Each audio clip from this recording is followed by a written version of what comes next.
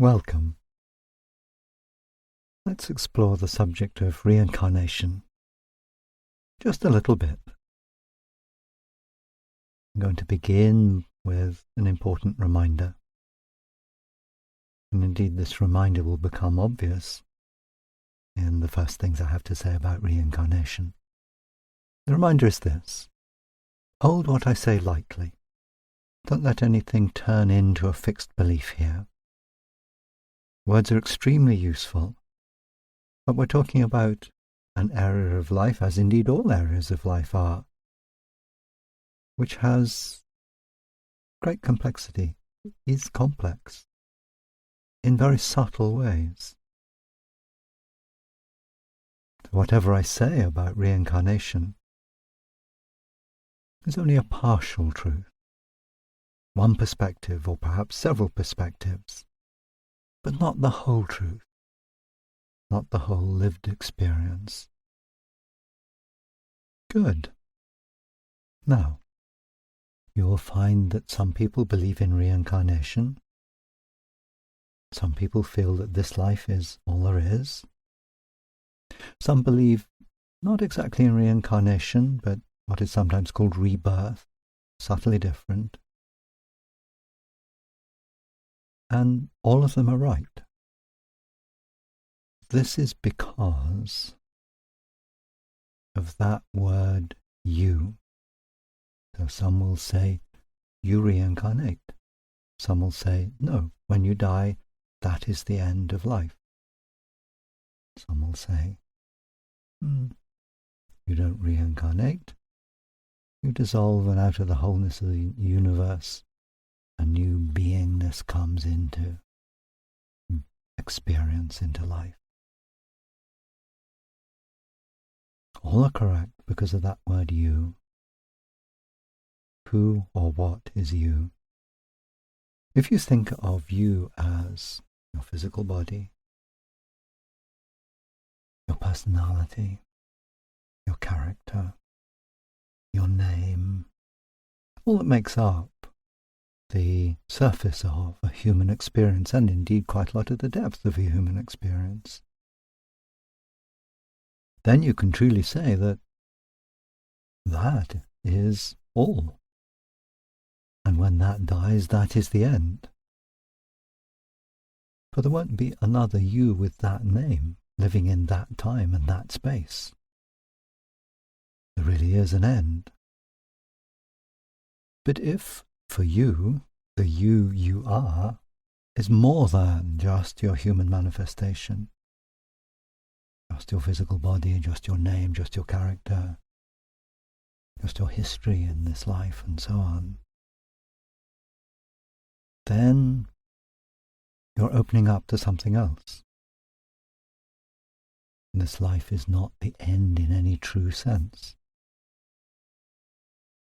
There certainly will be aspects of what it is to be you that you leave behind. But if you believe in reincarnation, your experience is that you take with you a harvest from this lifetime, a history, a group of experiences that will, in some degree, feed into the next manifestation of your being. If, for you, with the death of the physical body, the human characteristics, your name, your personal history, and so on,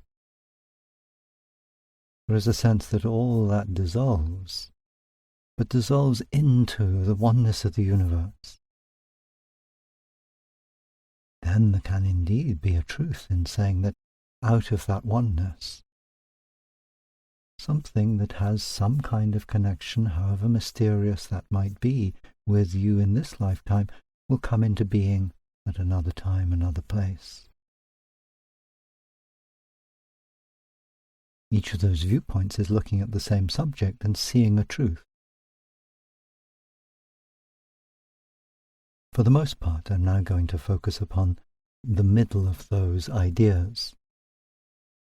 a belief in reincarnation. But you take from this life some specifics that relate to this life, and they feed into the choices you make for your next incarnation.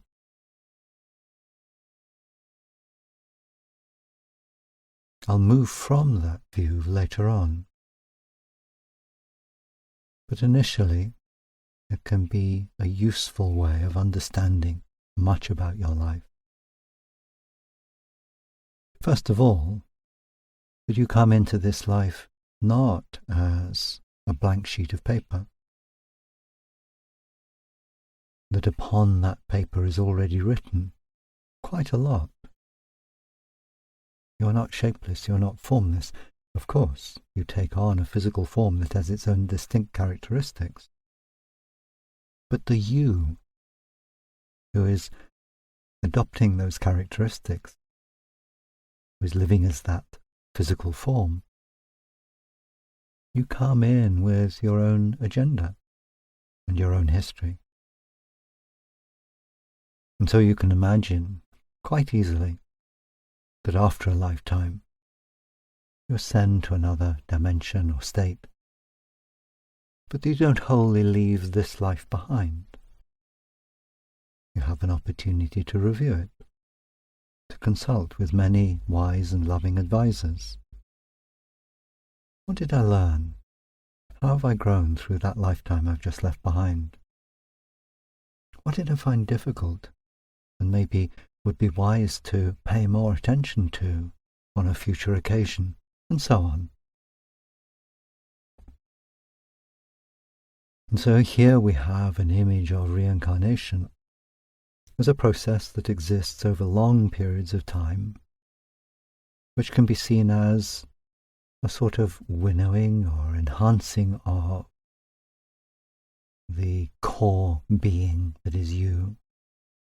A strong sense then of a kind of continuity, that whilst you are not the same person you were in a lifetime, say 500 years ago, nevertheless there are aspects of that being that are relevant and in some degree present with you in this lifetime.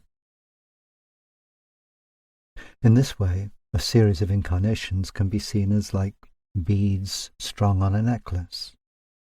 There is a thread of continuity, however unique each bead or lifetime might be. Here then is a clear sense of trajectory. You are evolving and using each lifetime as an expanded space of exploration, where, from the soul's point of view, time is slowed down or expanded so that you can examine in considerable detail certain kinds of characteristics, qualities, possibilities, and so on that are interesting to you, that help you to grow. An idea then of progression towards a sort of perfection, whatever that might be. And with this, of course, there is often a belief that after a long cycle of incarnations, or perhaps a brief cycle of incarnations, you conclude the business of reincarnating in physical form. You have, as it were, learned all that is there for you to learn. Or to express it another way, you have achieved self-realization.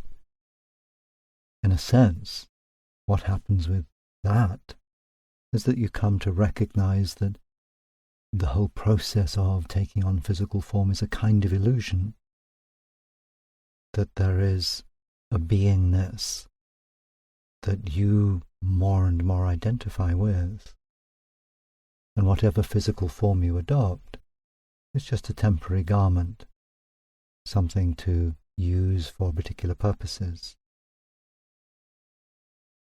And with that culmination, that process of self-realization, there comes a certain point where, in all probability, you don't reincarnate anymore, but move into different forms of being.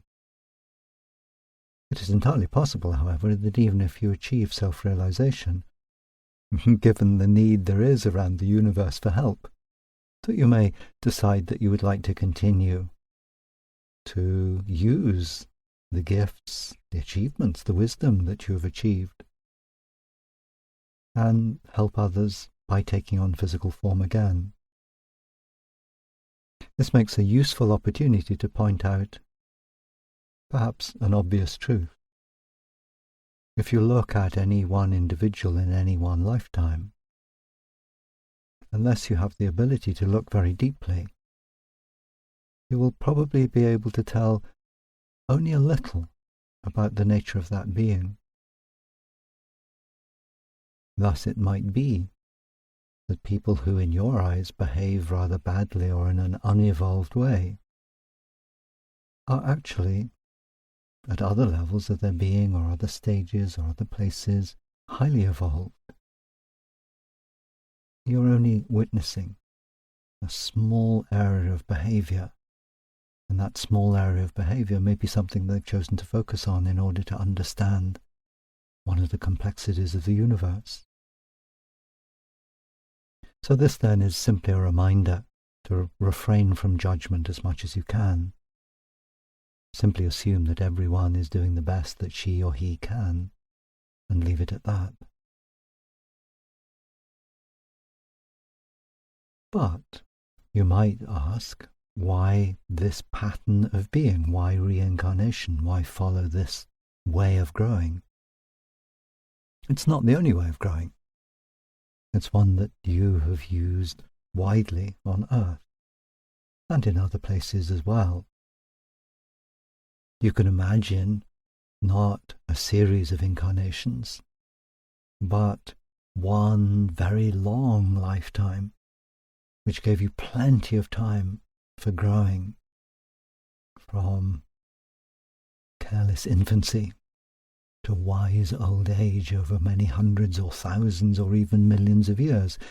It's not too difficult to imagine that it could be done like that. However, there are disadvantages to that approach. It might feel to you that a major advantage is that you can avoid dying over and over again, and you might feel, I'd welcome that. But you may discover that dying is not really a very big deal. However, if you're in one physical form, for all that it grows and changes through the years, there is a risk of a kind of narrowing of vision.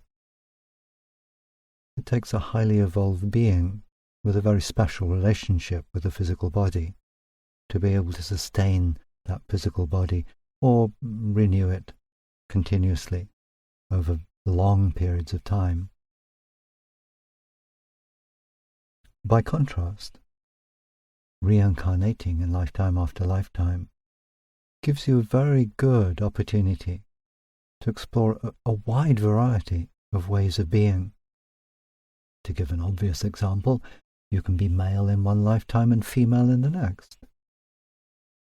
More generally, you can develop skills in one lifetime and then switch to an entirely different set of skills in the next lifetime.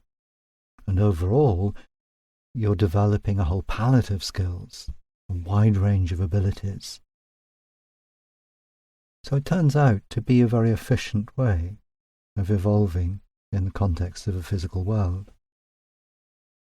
In addition, your soul, your helpers and guides allow you to manifest in an environment, so a time and place, a society and so on, that is particularly well suited to the area of growth you're interested in developing. When you get a kind of soul's overview of the entire evolutionary process of a planet, it's easy to see that there are moments, times, places where there is particular value for you as a being to incarnate, where there might be other periods where the value is less. It's a little bit too close to what you've already done. You don't really need to do that again. So the richness of history, if we stay with planet Earth, that planet Earth has exhibited, wide range of possible experiences it offers, means that it makes, if we choose to see it this way, a very good school for evolving the spirit.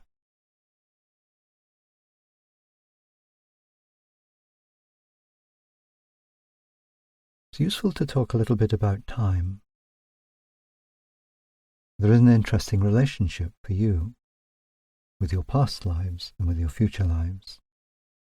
Your past lives are a kind of history, and as I said, when you're born, you come in with a degree of imprint from previous lifetimes, particular areas that you're interested in focusing on, or perhaps particular skills that you develop in a last lifetime and feel would be useful to import to a considerable degree into this lifetime. You'll be familiar with how sometimes, for example, children will be born very musical, into a musical family for sure, but there can be a sense that there's more than just an innate ability, or that if that innate ability is there, it's not simply a matter of genes, that there's a kind of history that that individual has of music making that means that they find there's a natural facility that takes off at a very early age. And I'm sure you can think of other examples. From your point of view, you may tell yourself, and you may be quite correct about this, that you don't really know what future lives, if any, you might have. Perhaps you can feel some sense of, there's more to come, I don't know what. On occasion it might be that you have insights, momentary flashes of vision, seeing yourself in some future time. There's a range of possibilities, but what is clear to you is that however fixed the past might be, your history, the future doesn't feel so fixed. And indeed we would suggest that this is the fundamental difference between past and present. So now let's launch into the sea of consciousness. Let's look at all this in a slightly different way. Imagine yourself as simultaneously all that the sea of consciousness is, so that you are the totality of consciousness, but you're also a focus within that consciousness. So a useful analogy, familiar analogy, is the sea. You are simultaneously all of the sea, but you're also just one drop or one molecule of water within the sea, a focus. From the point of view of the focus that you are,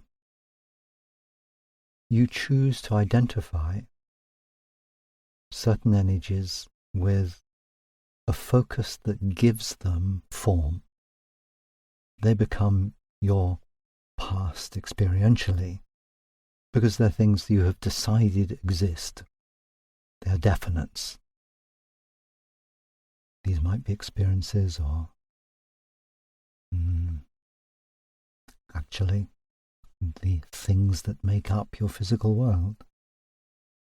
But let's stay more with the notion of experiences, your past experiences having a degree of fixedness, because you have, through your focus, as it were, crystallized elements of this sea of consciousness. And these you name your past. Then, when you look at that sea that is still in a state of complete or very considerable fluidity, you name that your future. That's the aspect of the sea of consciousness that you've not yet chosen to focus on in such a way that it crystallizes into experience. So from that point of view, which is more like your soul's point of view, all that the past is are those things that you've decided, and all that the future is those things that are as yet undecided. In that way, it can be that all of your lifetimes coexist simultaneously for your soul, the future as well as the past, but you, as the focus within the sea of consciousness that you experience as being you, you choose to be as yet undecided about the future lifetimes. You choose to be decided about the nature of the past lifetimes.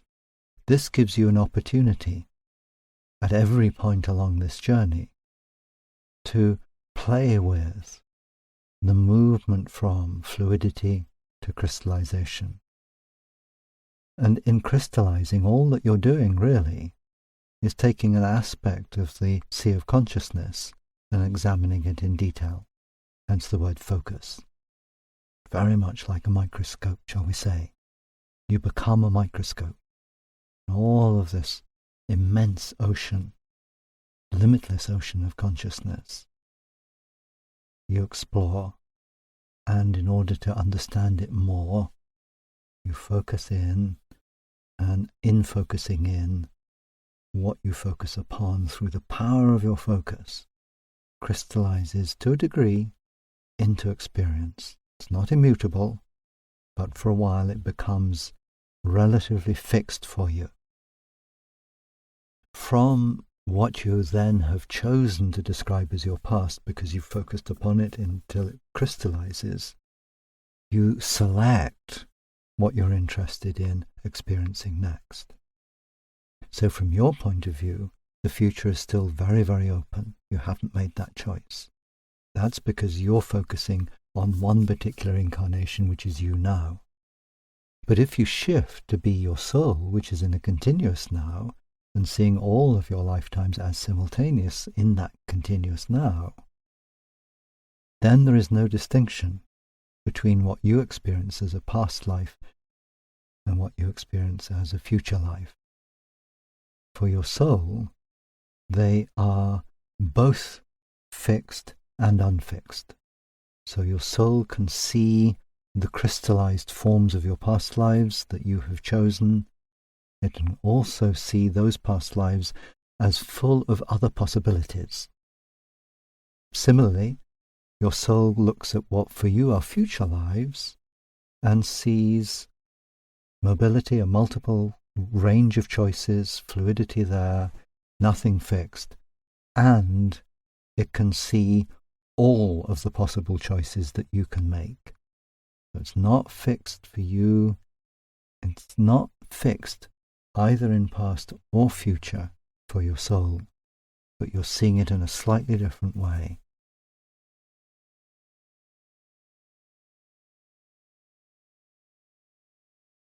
From this perspective, you can say that your ultimate purpose as a being, as a focus, is to experience the sea of consciousness so fully, and examining it through a particular focus is one way of doing this, but only one way, that you are able to identify yourself again fully with the sea of consciousness. You're no longer an individual drop, an individual focus. You are all the focus is possible, everything that is. And in this way you find yourself becoming reunited or one with the source of all. So in this segment, I've been moving to more of the notion of rebirth out of the oneness of the universe than the notion of reincarnation, lifetime to lifetime to lifetime through time. And as I indicated at the beginning, all of these viewpoints say something of the truth. None of them is the whole truth, but they give you an opportunity to get some sense of what the value of reincarnation is for you. A little bit more then. Some suggestions about the value of reincarnation, past lives, future lives for you. First of all, a huge encouragement to see yourself as perfect as you are. Never mind what the past is, never mind what the future is. Be here now, as they say. The more you're able to do that, actually, the more you find both past and future opening up for you, or coming to join you in the present. Understand that you yourself are the creator of all of these experiences. Of course, you co-create. You're not alone in this. Again, the more you open your awareness out to all of that sea of consciousness, the more you appreciate that it's all co-creation. That even that which seems most directly connected to you and only to you This is my action. No one else chose this. That's an illusion, ultimately. You're all one consciousness. There is no other. There is only that which is you, which is the consciousness of the all that is. Therefore, take a free attitude to your past, both within this lifetime, but also whatever sense you have or whatever feeling you have for what might have been your past lives. For example, many of you can look back and see or feel or know somehow that at one time or another it's not been easy for you to shine your light in the world, that you have perhaps been persecuted or perhaps simply mocked, rejected, and so on. And that can colour your experience in this lifetime. You can find a certain shyness about sharing what you believe with others, and so on. Allow yourself to know that this moment is this moment, and whatever has happened in the past actually does not shape the present. So you've got an interesting paradox here. I've been saying to you that past lives exert an influence upon you in this lifetime, and that's true. But you do not have to bend to that influence. You are an artist, you might say. You may find that the palette of colours you are given is inherited. Maybe it was a hard life last time. Maybe the colours are muted or distorted in some way. That's okay. You are a creator. You can inherit muted colours, but you can transmute them into brilliant colours if you wish. So whilst the past gives you a certain kind of body of information that you work with in this lifetime, what you do with that information, you are wholly free. Allow yourself to be free of your past. And as you play with whatever sense you have of the future, allow that to be beautiful. It may be that right now you can look around the world and feel, what possibility is there for those I care about who are on earth now? My own generation, the next generation, the generation after. Is it responsible of me to imagine a beautiful future? There's imagining and imagining. Allow yourself to imagine a beautiful future. But don't turn that into a bubble in which you hide away from the world. You don't need to do that. But hold that vision. That opens up the sea of consciousness for you as the creator, so that whatever happens after this lifetime, you've given yourself a freedom to find your own highest path.